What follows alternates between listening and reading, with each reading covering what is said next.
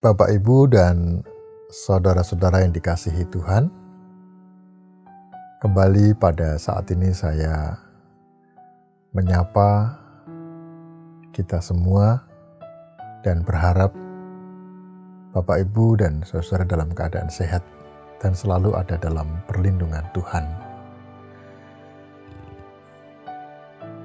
Kemarin malam, saya baru menyadari bahwa ternyata pikiran kita itu selalu aktif. Ada saja yang dianalisa, ada saja yang direnungkan. Kayaknya nggak pernah berhenti, bahkan ketika kita melamun, pikiran itu terus mengembara kemana-mana. Kadang-kadang saya juga berharap untuk berhenti dari berpikir sejenak. Sehingga dengan demikian saya dapat terbebaskan dari perasaan cemas, perasaan takut, atau perasaan bersalah. Bapak, Ibu, dan saudara, memang kemampuan kita berpikir tidak dapat kita sangkal. Itu adalah anugerah Tuhan yang sangat besar bagi kita.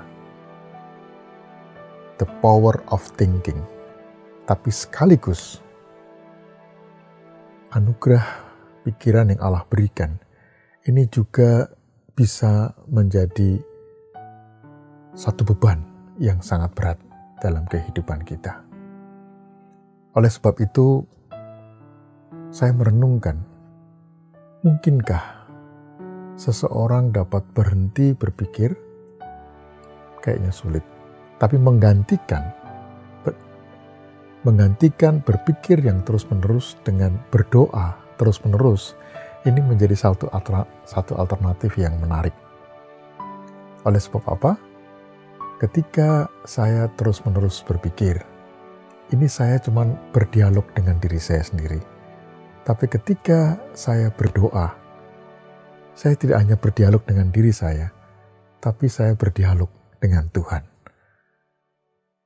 Mungkin juga berpikir, berbicara, merenung, tetapi saya lakukan itu sebagai doa, dalam bentuk doa, di mana saya bisa berdialog dengan Tuhan.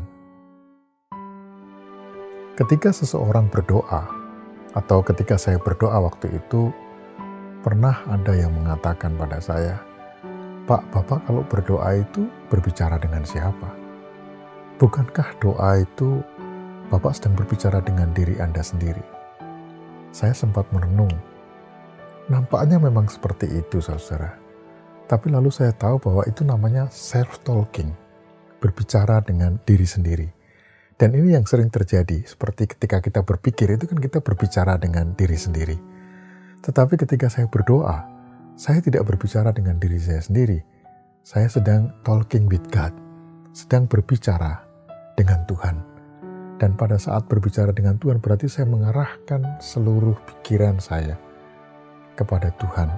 Mengarahkan sekaligus juga mengingat firman yang telah diajarkan Tuhan kepada saya. Apapun yang sedang saya pikirkan, ketika saya arahkan kepada Tuhan, ini bisa dikatakan sebagai bentuk doa.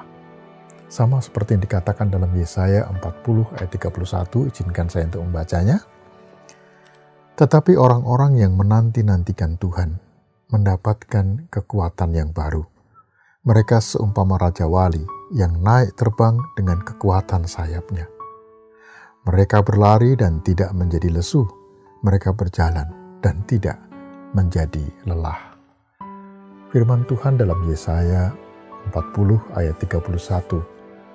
Ini menjadi satu pegangan, bekal dalam perjalanan kehidupan saya. Demikian juga mudah-mudahan menjadi bekal perjalanan kehidupan Bapak Ibu. Kenapa?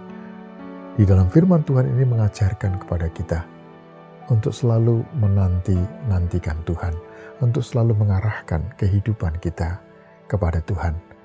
Hanya dengan cara demikian, maka kita bisa mengubah perspektif kita yang hanya satu dimensi menjadi multidimensi. Apa artinya?